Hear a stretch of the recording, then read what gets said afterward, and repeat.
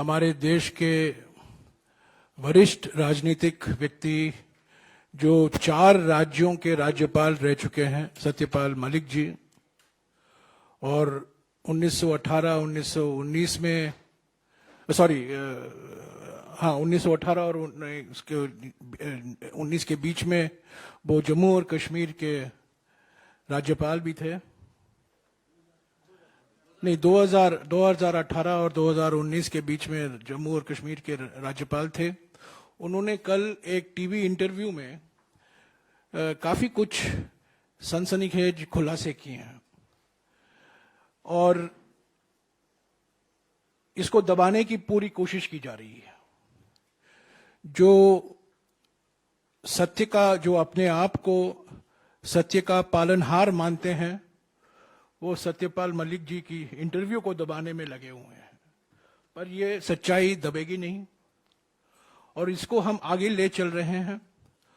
और आज सुबह पवन खेरा जी और सुप्रिया श्रीनाथ जी इस पर और कुछ बातें रखेंगे और मैं समझता हूं ये जो सवाल उठाए जाते हैं इस इंटरव्यू के बाद, ये बहुत गंभीर सवाल हैं, महत्वपूर्ण सवाल हैं, राष्ट्रीय सुरक्षा से जुड़े हुए हैं, शासन से जुड़ा हुआ है और प्रधानमंत्री से हम कुछ सवाल भी करेंगे।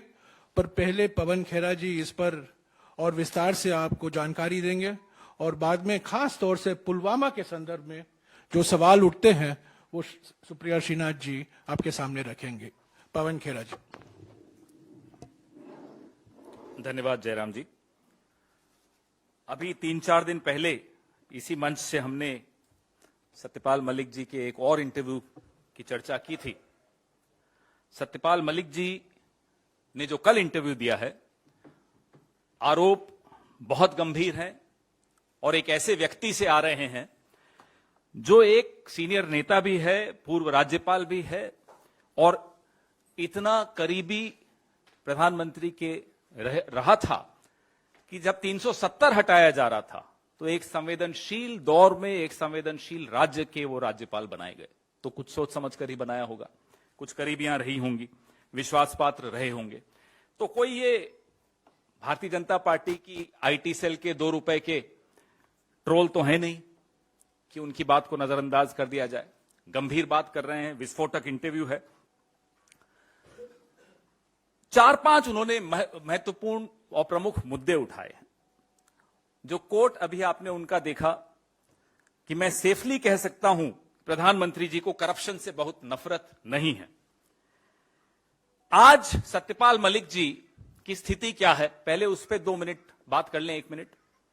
किराए के मकान में दिल्ली में रह रहे हैं एक पीएसओ के साथ। हमें मालूम है प्रधानमंत्री जी को सत्य की आवाज से ज्यादा मधुर गुलाम की आवाज लगती है, तो सत्यपाल जी को एक पीएसओ दे रखा है। जिस व्यक्ति की देखरेख में 370 हटाया गया, जिस पर भारी खतरा है, उस व्यक्ति को आपने एक पीएसओ दे रखा है। दिल्ली के एक कोने में किराए के मकान में वो रह रहे हैं।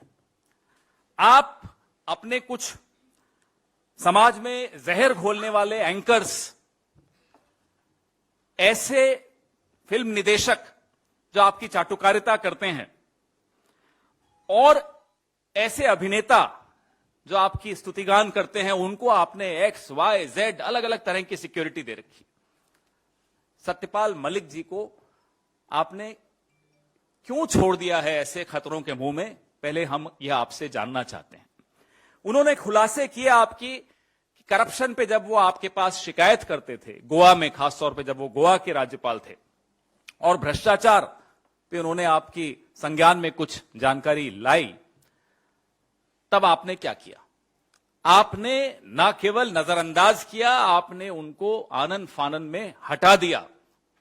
स्पेशल एयरक्राफ्ट भेजा कि जल्दी से जल्दी उनको गोवा से शिफ्ट कर दिया जाए, मेघालय भेज दिया जाए या जहां भी भेजना था वहां भेज दिया जाए।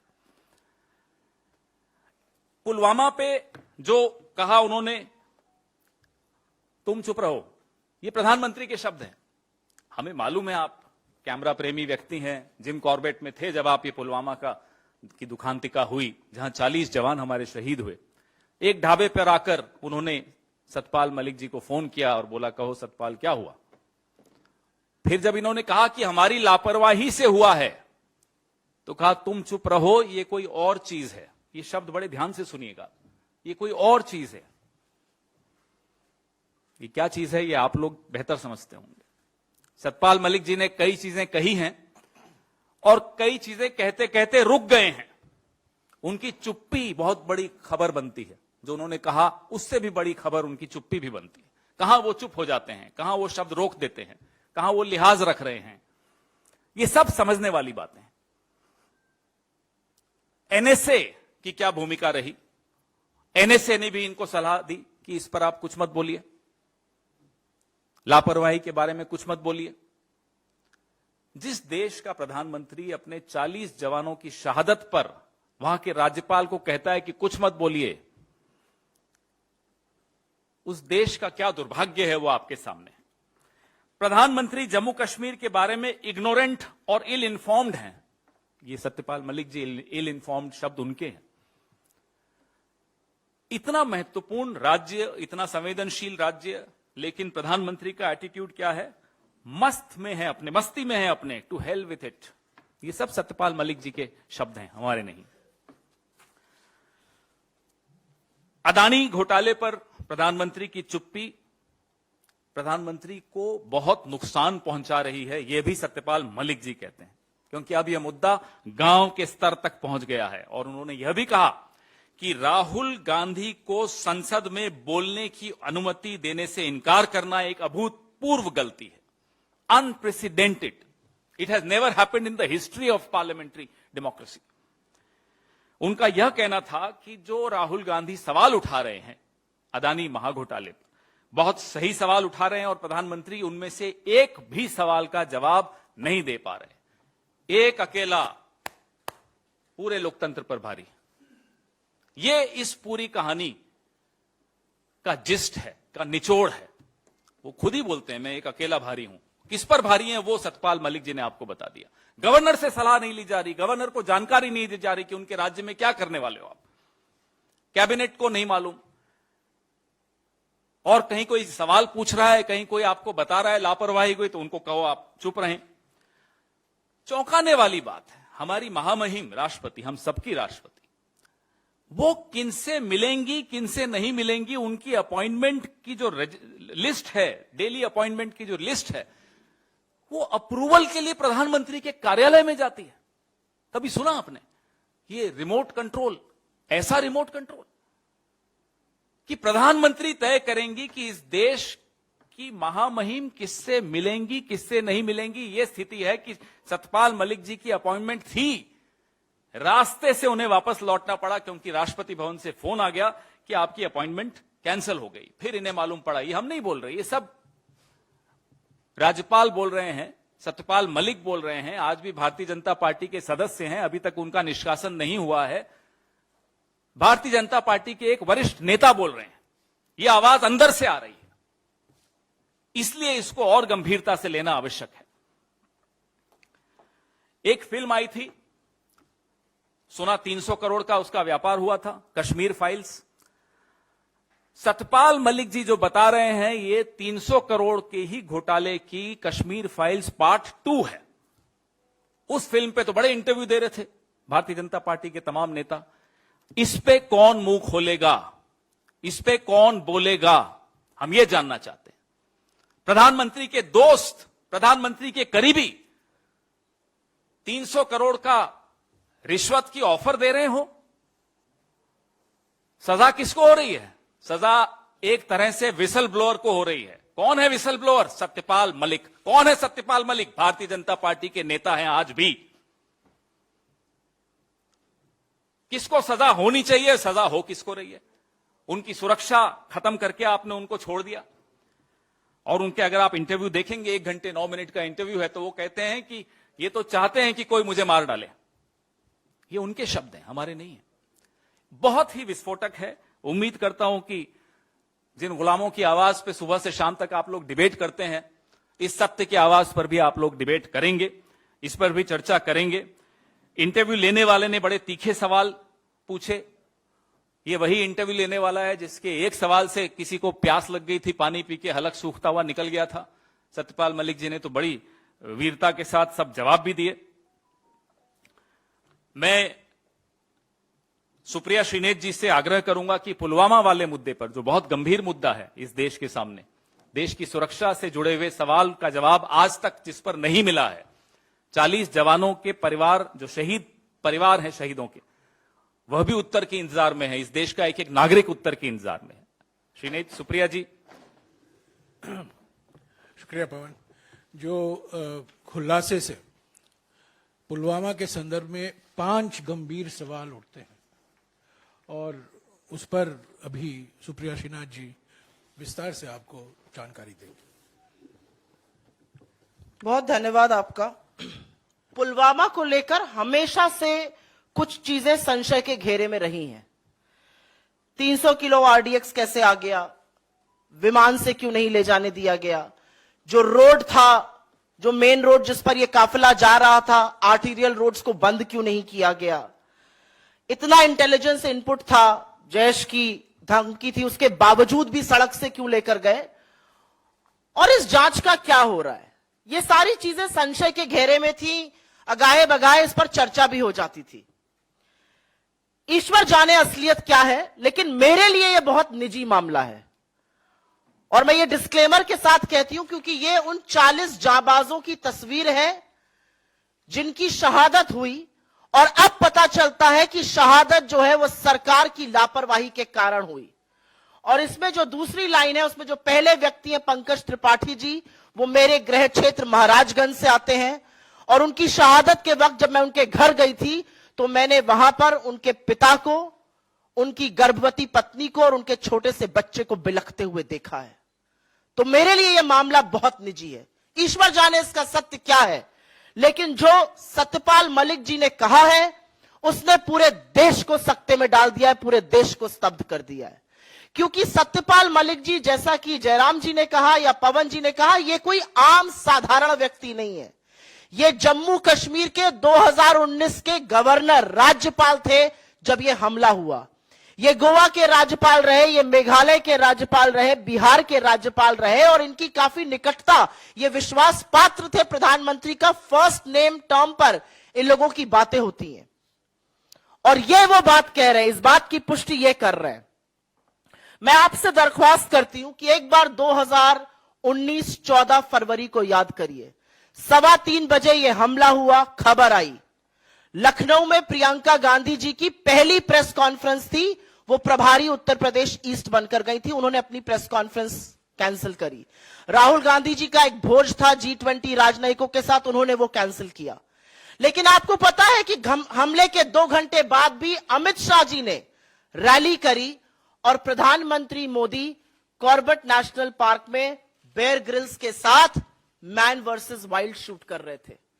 और यह शूट रुका नहीं, यह शूट शाम को लगभग 7 बजे तक चलता रहा, जिसके बाद सत्यपाल मलिक जी का यह कहना है कि उन्होंने सत्यपाल मलिक जी को फोन किया और पूछा क्या हुआ, और जब गवर्नर ने असलियत से उनको वाकिफ कराया कि यह हमारी लापरवाही के चलते, यह हमारी नाकामी है, एक गवर्नर को कहा गया तुम चुप रहो। और एक बार नहीं, उनको बार बार चुप रहने की धमकी दी गई और यह भी साथ में कहा गया अगर तुम कश्मीर पर बोले, इस मामले पर बोले तो मैं तुमसे मिलूंगा नहीं। यह सच जानना जरूरी है। और जैसा कि आपने इसमें देखा, जो हमने वीडियो चलाया था, 2500 सीआरपीएफ के जवानों को जम्मू से श्रीनगर जाना था, 5 विमान की दरख्वास्त करी गई थी, उसको तत्कालीन गृह मंत्रालय ने, गृह मंत्री राजनाथ सिंह ने रिजेक्ट किया था। और यही सच, अगर यह ना होता तो यह आतंकी जो साजिश थी यह नाकाम हो जाती। कुछ ज्वलंत सवाल हैं और यह सवाल आपके सामने इस मंच से उठाने जरूरी हैं। सीआरपीएफ के जवानों को हवाई रास्ते से क्यों नहीं ले जाया गया? मोदी सरकार ने उनको एयरक्राफ्ट देने की अनुमति क्यों नहीं दी? यह पहला सवाल है और इस सवाल का जवाब आज देश मांग रहा है, क्योंकि देश स्तब्ध है। ये 40 परिवार आज जानना चाहते हैं कि उनका जवान बेटा, उनका पति, उनका पिता क्यों शहीद हुआ, उसको एयरलिफ्ट क्यों नहीं किया गया। जैश की धमकी को, जैश ए मोहम्मद जिसने इसकी रिस्पॉन्सिबिलिटी ली, ये दूसरा सवाल है, उसकी धमकी को नजरअंदाज क्यों किया गया। और बाकी रिपोर्ट्स बताती हैं कि 2 जनवरी 2019 से लेकर 13 जनवरी 2019 के बीच में 11 इंटेलिजेंस इनपुट्स थे कि ऐसा एक आतंकी हमला हो सकता है, और उसके बावजूद भी 78 गाड़ियों के काफिले को, ये 1 या 2 गाड़ियां नहीं जा रही थी, सीआरपीएफ की 78 गाड़ियों के काफिले को सड़क के माध्यम से जम्मू से श्रीनगर ले जाया जा रहा था जब अवंतीपुरा पुलवामा में यह कांड हुआ। क्यों इंटेलिजेंस इनपुट्स को और क्यों जैश की धमकी को नजरअंदाज किया गया। तीसरा और बहुत बड़ा सवाल, और यह सवाल सब लोग पूछते हैं, 300 किलो आरडीएक्स से भरा एक गाड़ी टक्कर मारती है एक बस को और वहां पे स्वाहा हो जाता है सब। 300 किलो आरडीएक्स बॉर्डर एरिया में आई कैसे? और जो गाड़ी उसको लेकर आई वो एक आर्टीरियल रोड से मेन रोड तक कैसे आने दी गई? पूरा सैनिटाइजेशन होता है रोड का। और आज ये सवाल है कि क्या हमारे सैनिकों की जान इतनी सस्ती है कि वहां पर कोई बंदोबस्त नहीं किया गया था? यह तीसरा बड़ा सवाल है। और उसी से एक सवाल जुड़ा भी है, पुलवामा की जांच का क्या हो रहा है? 4 साल बीत गए पुलवामा को, 2019 14 फरवरी को हुआ था, हम 15 अप्रैल 2023 में बात कर रहे हैं। इस जांच का क्या हुआ? कब पता चलेगा आरडीएक्स, कब पता चलेगा रोड सैनिटाइजेशन के बारे में? चौथा और बहुत महत्वपूर्ण सवाल, सतपाल मलिक जी ने अपने इंटरव्यू में साफ तौर से कहा है कि उन्होंने प्रधानमंत्री को बताया कि गृह मंत्रालय ने यह रिजेक्ट किया था, उनको चुप रहने को कहा गया, तुम चुप रहो। और यही तुम चुप रहो नेशनल सिक्योरिटी एडवाइजर, राष्ट्रीय सुरक्षा सलाहकार श्रीमान डोवल जी ने भी उनको दिया। तो इनकी क्या रिस्पॉन्सिबिलिटी है? तत्कालीन गृह मंत्री राजनाथ सिंह जी की या डोवल जी की क्या रिस्पॉन्सिबिलिटी है? इनकी जिम्मेदारी कैसे, कब और कौन तय करेगा?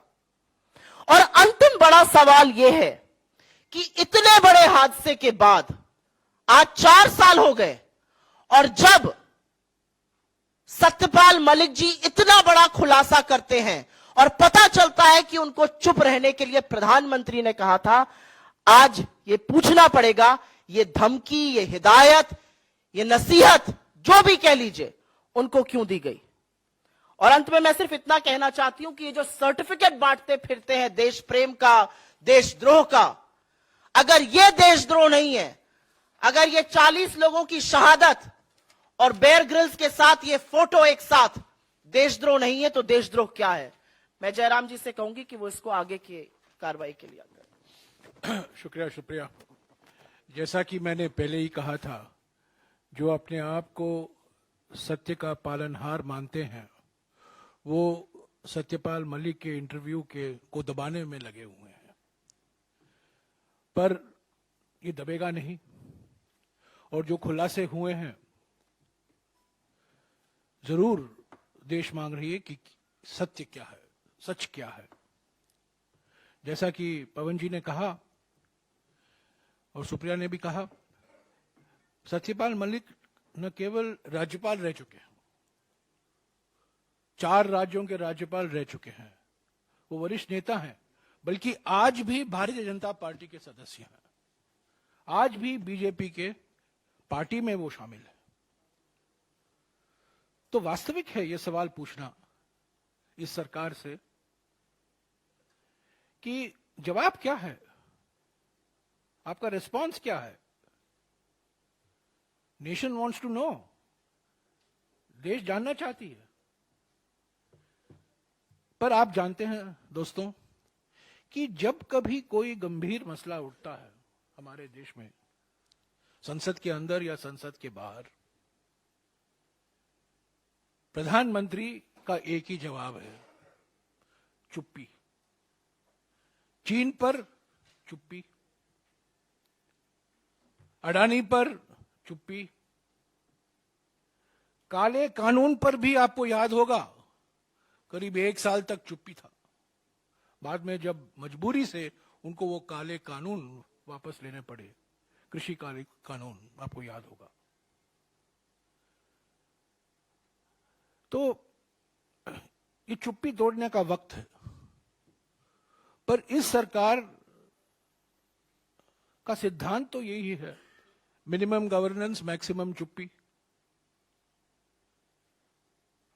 पर ये जो मुद्दे उठाए गए हैं, पवन ने सत्यपाल मलिक जी के इंटरव्यू से 5 ऐसे महत्वपूर्ण और बड़े मुद्दे आपके सामने रखे हैं, और उस 5 में से एक मुद्दा जो राष्ट्रीय सुरक्षा से जुड़ा हुआ है, पुलवामा में जो हुआ, उसके संदर्भ में सुप्रिया ने 5 तीखे सवाल आपके सामने रखे हैं। तो कुछ तो जवाब आना चाहिए।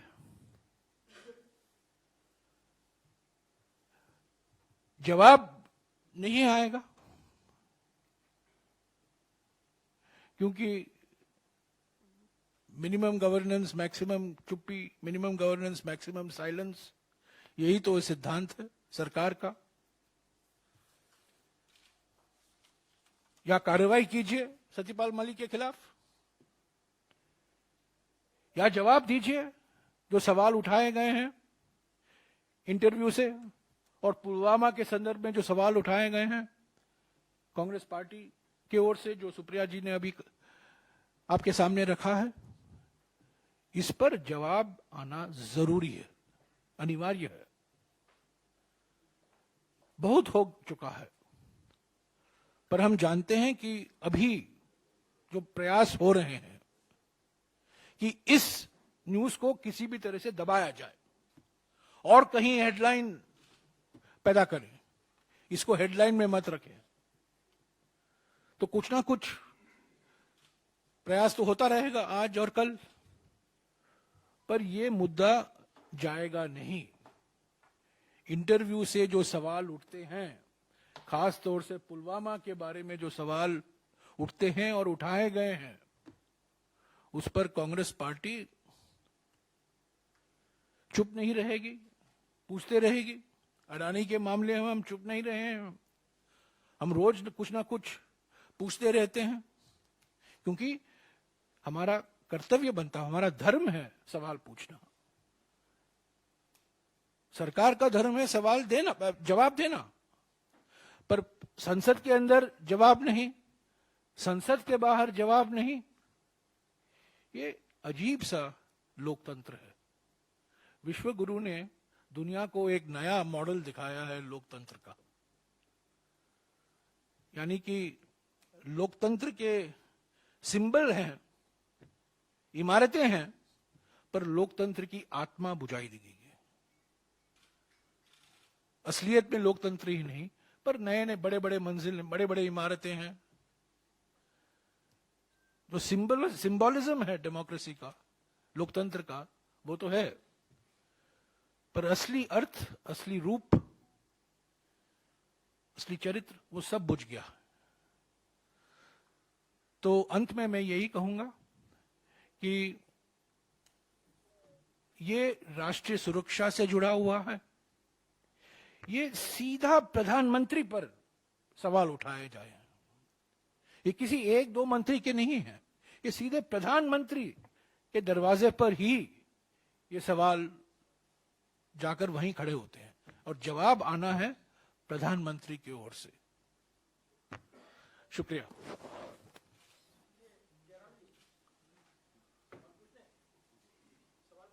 हाँ जी, पूछिए इसी पर। इससे पहले जब पुलवामा पर जो भी सवाल उठाए गए कांग्रेस की ओर से, तो कहा गया कि ये कांग्रेस आतंक को लेकर, उसके आतंकी हमले को लेकर सवाल उठा रही है। मैं एक और चीज ऐड करना चाहती हूं सर, आपकी परमिशन से, और अपने मीडिया के साथियों से सिर्फ मैं ये कहना चाहती हूं कि एक पूर्व राज्यपाल जो आतंकी हमले के दौरान गवर्नर थे जम्मू कश्मीर के, उनके लगाए हुए आरोप है, उनका खुलासा है। तो जरूरी है, क्योंकि राष्ट्र में इसकी चर्चा हो रही है, लेकिन मीडिया में, टीवी चैनल्स में और अखबार में इस पर सांप जरूर सूंघ गया है। आपने जो बात कही, बहुत बड़ा अंतर है। ये एक पूर्व राज्यपाल कह रहे हैं, ये बीजेपी के नेता कह रहे हैं, ये एक ऐसा व्यक्ति कह रहा है जिसने किसान आंदोलन के दौरान एक बड़ा खुलासा किया था कि उन्होंने प्रधानमंत्री मोदी से बोला 700 किसानों की शहादत हो गई, और मोदी जी ने पलट के कहा मुझे क्या फर्क पड़ता है, मेरे लिए थोड़ी मरे।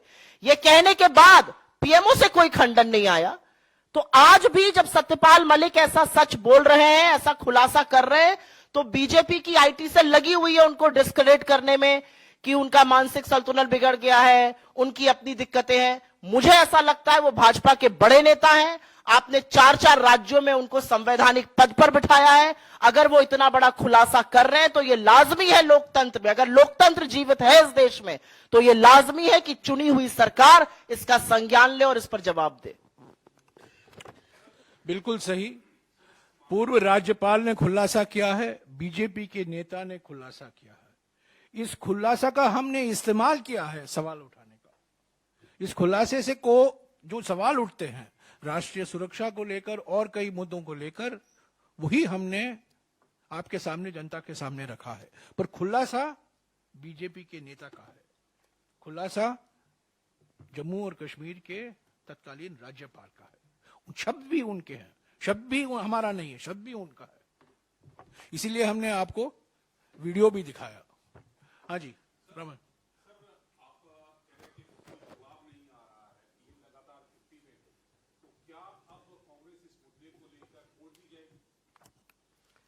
देखिए, सबसे बड़ी अदालत होती है जनता की अदालत, और उसमें आप लोगों की भूमिका जज जैसी होती है। तो हम तो आप लोगों से गुजारिश करेंगे कि अब हिम्मत दिखाइए। बहुत गुलामों की आवाज को आप फैलाते रहते हैं इधर उधर, अब सत्य की आवाज को भी फैलाइए। और ये सवाल अब आप पूछिए, क्योंकि देश के लिए ये महत्वपूर्ण है इसका जवाब आना। कोई छोटी बात नहीं होती, 40 लोगों की शहादत कोई छोटी बात नहीं है। 300-350 किलो आरडीएक्स यूं घूम रहा हो जम्मू कश्मीर की सड़कों पर, 10 दिन लगातार घूम रहा हो और किसी ने इंटरसेप्ट नहीं किया हो, तो किस स्तर पे क्या लापरवाही हुई वह भी सामने आना चाहिए। और किसने क्यों राज्यपाल को चुप रहने को कहा वह भी सामने आना चाहिए।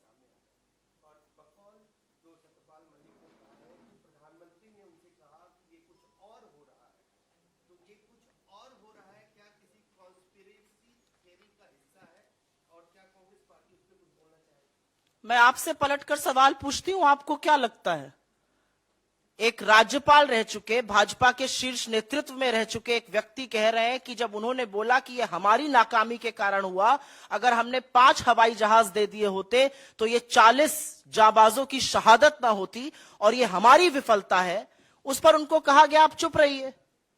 मुझे लगता है मुद्दा भटकाने की जरूरत नहीं है। मुझे लगता है आज जवाबदेही तय करनी है, और जवाबदेही तय करनी इसलिए जरूरी है क्योंकि यह मामला राष्ट्रीय सुरक्षा से जुड़ा है, यह सरकार के विफलता से जुड़ा है, यह सरकार के नाकारेपन से जुड़ा है। आप अपने लिए 2-2 हवाई जहाज खरीद सकते हैं 8-8 हजार करोड़ रुपए के, एक इमारत बना रहे 20,000 करोड़ रुपए की, और 5 हवाई जहाज आप नहीं दे सकते। 78 गाड़ियों का काफिला जोखिम झेलता हुआ जम्मू से श्रीनगर जा रहा है। आज सरकार को इस पर सवाल का जवाब देना है। तत्कालीन गृह मंत्री भी बोले और प्रधानमंत्री भी बोले।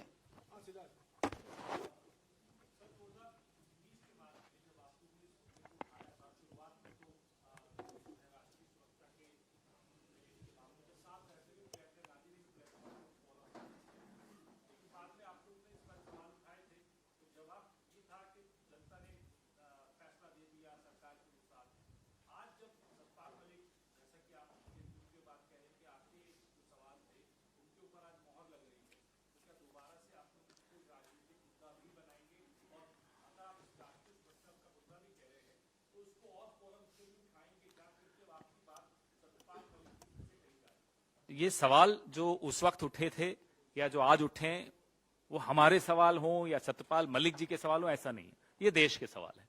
देश भी जानना चाहता है। 4 साल हो गए, जैसा कि सुप्रिया जी बता रही थी, 4 साल में इंक्वायरी कहां तक पहुंची, ये जानने का हक हम सबका है और ये बताने का कर्तव्य उनका है।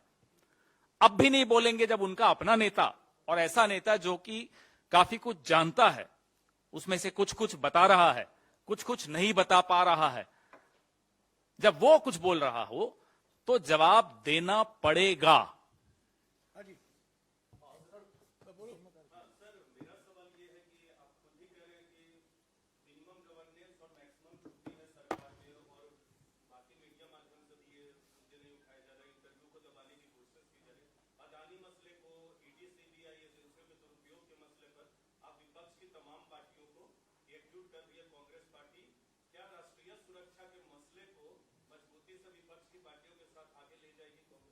अभी देखते रहिएगा क्या होगा। हो सकता है कि कांग्रेस अध्यक्ष सभी पार्टियों के साथ बात करेंगे, बातचीत हो रही है। ये भी एक मुद्दा है, ये कल ही ये खुलासे हुए हैं, तो एक दो दिन और इसका इंतजार कीजिए। पर ये चिंता सभी पार्टियों में है। जो सवाल हम उठाए हैं, जो इंटरव्यू से निकलता है, जो सवाल उठता है अलग अलग बातों पर, और खास तौर से पुलवामा के संदर्भ में, मैं समझता हूं हर एक पार्टी को होगा, हर एक व्यक्ति को होगा हमारे देश में। ये सब सुरक्षा से जुड़ा हुआ है। और जब बीजेपी के वरिष्ठ नेता ये सवाल उठा रहे हैं और प्रधानमंत्री के बारे में टिप्पणियां कर रहे हैं, तो ये बहुत गंभीर मसला है, एक सिर्फ पार्टी से जुड़ा हुआ नहीं है। हाँ जी,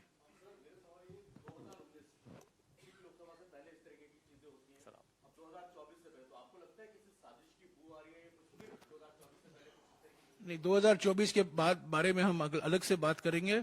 कल ये इंटरव्यू आया, आज हमने ये सवाल उठाए हैं, हम उठाते रहेंगे। ये एक मुद्दा है, ये राष्ट्रीय सुरक्षा से जुड़ा हुआ है।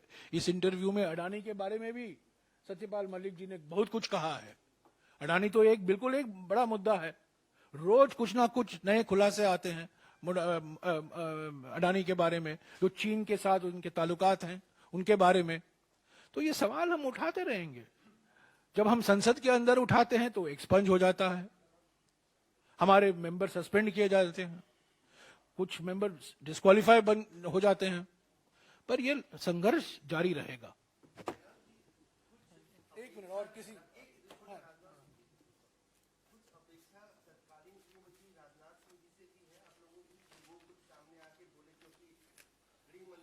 बिल्कुल, तत्कालीन गृह मंत्री राजनाथ सिंह जी थे, राजनाथ सिंह को भी जवाब देना होगा।